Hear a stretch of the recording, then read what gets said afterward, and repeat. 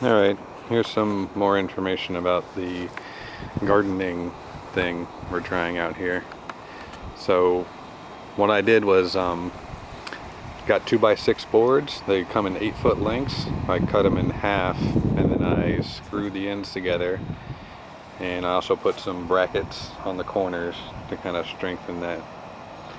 And I started with just one box, 4-foot by 4-foot, and then last fall I built 2 more so I could have 3 boxes all together. And then this spring I actually doubled the height of this middle one here so I could grow carrots and such.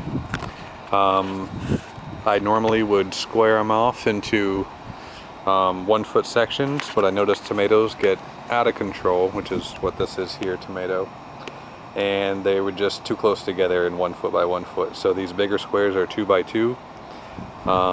These squares, well, rectangles over here are 2-foot by 1-foot, and in the edges I got cantaloupes there, which will actually vine up these trellises, hopefully. And that's just metal conduit anchored into the ground with rebarb and just trellis netting. And then these healthier looking plants are annuals. Hopefully they'll flower up pretty soon. In the middle here I just divided it into 9 because I wanted some slightly bigger sections, and then depending on what I'm trying to grow, you know, like here there's 4 different plants. I think those are lettuces, and then over here will be carrots, which hopefully grow longer than they did last fall. And then I got broccolis in the middle, and then more lettuces and herbs in the back. I think one's parsley and one's cilantro. And then the last box over here is pretty similar to the first one. It's tomatoes there and there, annuals, other types of annuals, these 4 plants. And then these last 2 beds are going to be for cucumbers to try to vine up and grow on this other trellis.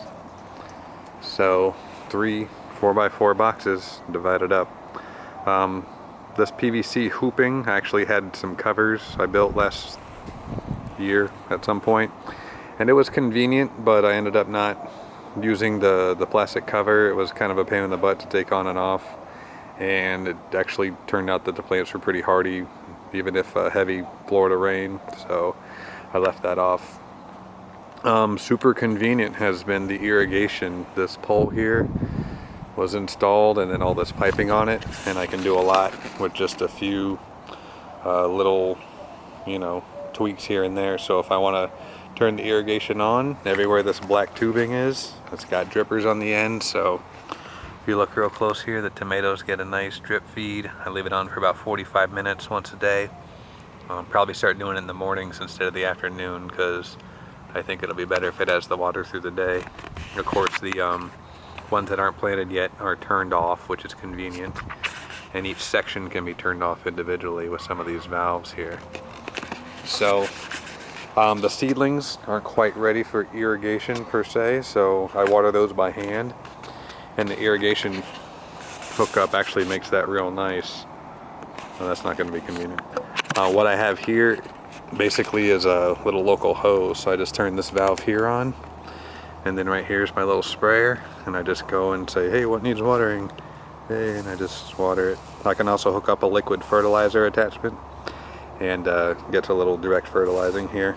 But this little 25-foot coil hose turned out to be just the trick for this thing, and it's just mounted up to a little attachment up top here for a convenient local hose. Then when I'm done, hang it up and shut it off. So long-winded, 4 minutes. I'm going to end it. I'll see ya.